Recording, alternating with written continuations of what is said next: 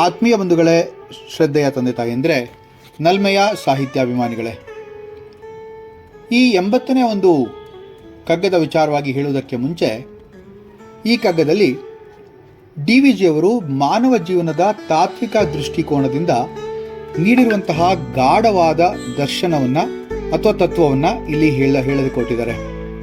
ಸೃಷ್ಟಿಕರ್ತನ ಒಂದು ನಿಜವಾದಂತಹ ವ್ಯಕ್ತಿತ್ವ ಅಥವಾ ಆ ಒಂದು ಪರಬ್ರಹ್ಮನ ತನ್ಮಯತೆ ಈ ಜೀವರಾಶಿಯಲ್ಲಿ ಹೇಗೆ ಇದೆ ಅಂಥೇಳಿ ತೋರಿಸೋದಿಕ್ಕೆ ಹೊರಟಿದೆ.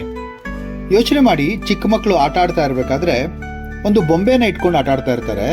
ಆ ಬೊಂಬೆಗೆ ಜೀವ ಇಲ್ಲ, ಆದರೂ ಕೂಡ ಅವರು ಆ ಬೊಂಬೆಗೆ ಒಂದು ಪಾತ್ರವನ್ನು ಕೊಟ್ಟು ಒಂದು ಹೆಸರನ್ನು ಇಟ್ಟು ಆ ಬೊಂಬೆಗೆ ಜೀವವನ್ನು ಕೊಟ್ಟು ಅದ್ರ ಜೊತೆ ಆಡ್ತಾ ಇರ್ತಾರೆ. ಹಾಗೇನೆ ಈ ಸೃಷ್ಟಿಕರ್ತ ಈ ಜಗತ್ತನ್ನ ಸೃಷ್ಟಿ ಮಾಡಿ ಆ ಜಗತ್ತನ್ನ ಸೃಷ್ಟಿ ಮಾಡಿರುವಂತಹ ರಹಸ್ಯವನ್ನ ಗೌಪ್ಯವಾಗಿ ಇಟ್ಟು ಚಿಕ್ಕ ಮಕ್ಕಳು ಆಡೋ ತರ ತಾನು ಕೂಡ ಈ ಸೃಷ್ಟಿಯಲ್ಲಿ ಲೀನನಾಗಿ ಆಟ ಆಡ್ತಾ ಇದ್ದಾನೆ ಅನ್ನೋ ತರ ಇಲ್ಲಿ ಬಿಂಬಿಸ್ತಾರೆ DVಜಿಯವರು. DVಜಿಯವರ ಈ ತಾರ್ಕಿಕ ದೃಷ್ಟಿಕೋನ ಬಹಳಷ್ಟು ಜನಕ್ಕೆ ಅಚ್ಚರಿಯನ್ನು ಕೂಡ ಮೂಡಿಸಬಹುದು. ಈ ಒಂದು ಕಗ್ಗ 80 ಅದನ್ನೇ ಹೇಳುವಂತಹ ಒಂದು ವೈಚಾರಿಕ ಪ್ರವೃತ್ತಿಯನ್ನ ಅಥವಾ ವೈಚಾರಿಕ ವಿಚಾರವನ್ನ, ವೈಚಾರಿಕವಾದ ವಾದವನ್ನ ಇಲ್ಲಿ ಹೇಳೋದಕ್ಕೆ ಹೊರಟಿದ್ದಾರೆ. ಈ 80ನೇ ಕಗ್ಗ ಹೀಗಿದೆ: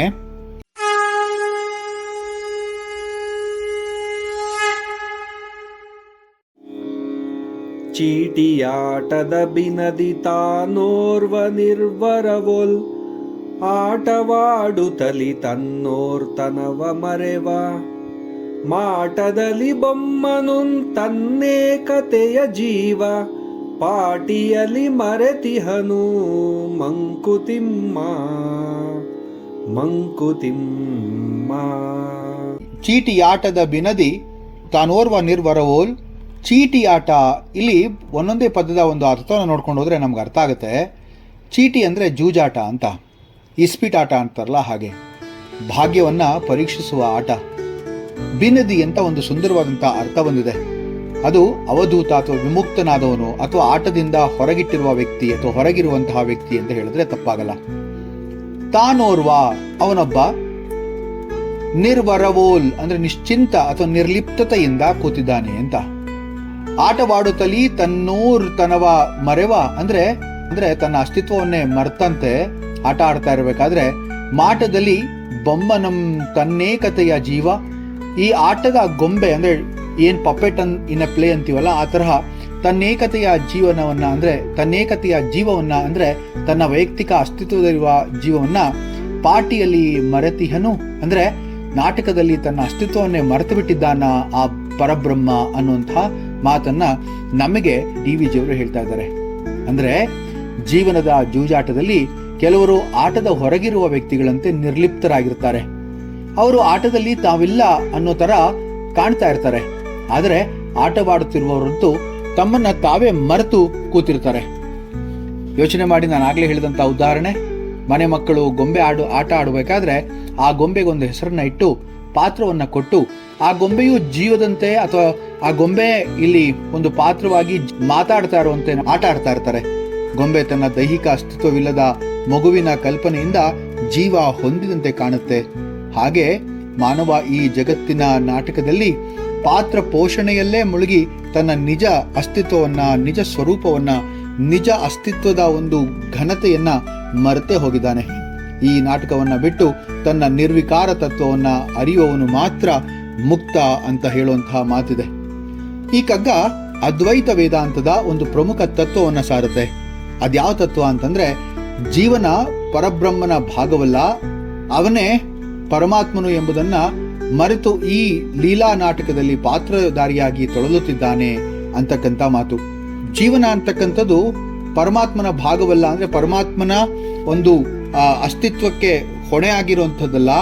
ಆ ಪರಮಾತ್ಮನೇ ಇಲ್ಲಿ ತಾನೇ ಸ್ವತಃ ಲೀಲಾ ವಿನೋದದಲ್ಲಿ ಆ ಪಾತ್ರಧಾರಿಯಾಗಿ ತೊಳಲ್ತಾ ಇರ್ತಾನೆ ಅಂತ ಭಗವದ್ಗೀತೆಯ ಅಧ್ಯಾಯ 3 ಕರ್ಮಯೋಗದಲ್ಲಿ ಬಹಳ ಸುಂದರವಾದಂತಹ ಒಂದು ಶ್ಲೋಕವನ್ನ ಹೇಳ್ತಾರೆ.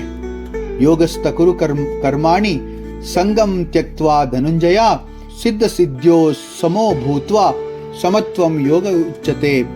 ಹೇ ಧನಂಜಯ, ಫಲದ ಆಸೆಯನ್ನ ತ್ಯಜಿಸಿ ಯೋಗಸ್ಥನಾಗಿ ಕರ್ಮ ನಿರ್ವಹಿಸು, ಯಶವೋ ಅಪಯಶವೋ ಎಂಬ ಭೇದ ಸಮಚಿತ್ತನಿಗೆ ಇರೋದಿಲ್ಲ ಅಂತ.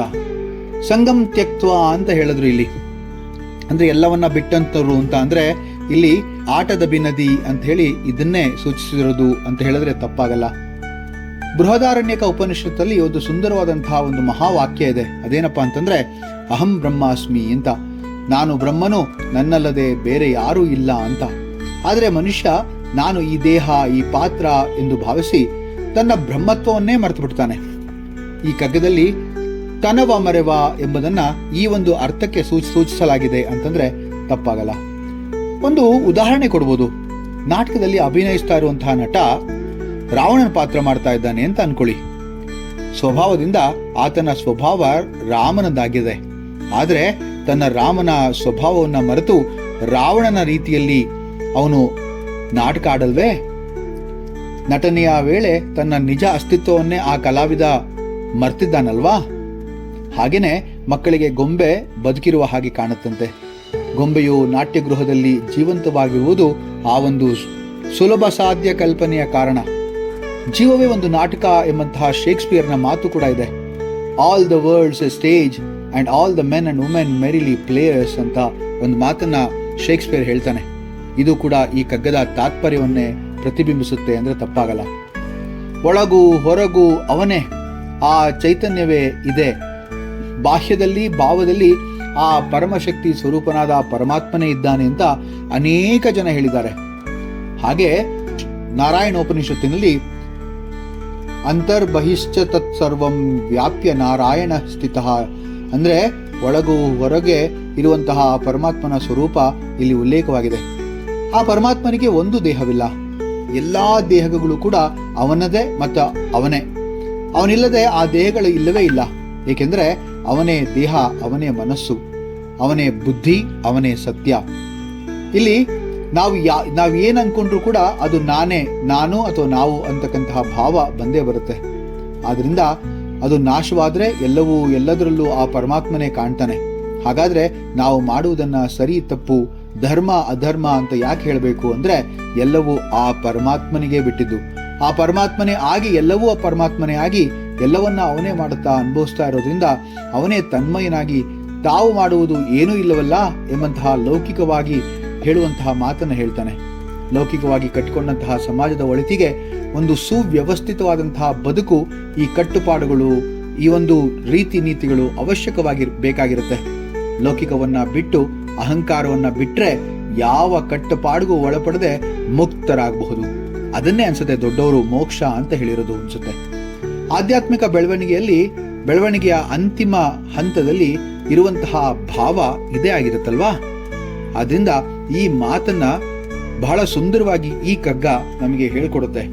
ಈ ಕಗ್ಗ 80 ಹೇಗಿದೆ ಅಂತಂದ್ರೆ, ಚೀಟಿ ಆಟದ ಬಿನದಿ ತಾನೋರ್ವ ನಿರ್ವರವೋಲ್, ಆಟವಾಡುತ್ತಲಿ ತನ್ನೋರ್ ತನವ ಮರೆವ, ಮಾಟದಲ್ಲಿ ಬೊಮ್ಮನಂ ತನ್ನೇಕತೆಯ ಜೀವ, ಪಾಟಿಯಲ್ಲಿ ಮರೆತಿಹನು ಮಂಕುತಿಮ್ಮ.